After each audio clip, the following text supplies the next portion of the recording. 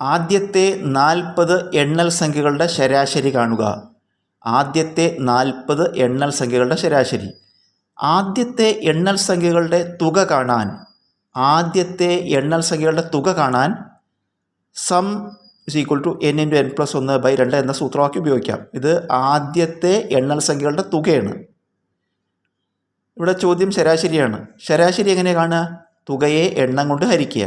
ശരാശരി കാണാൻ തുകയെ എണ്ണം കൊണ്ട് ഹരിക്കുക. അപ്പോൾ ആവറേജ് കാണാൻ ഇതാണ് തുക n × n + 1/2. ഇത് തുകയാണ്, എണ്ണം കൊണ്ട് ഹരിക്കണം. എണ്ണം എന്ന് പറഞ്ഞാൽ n ആണ്.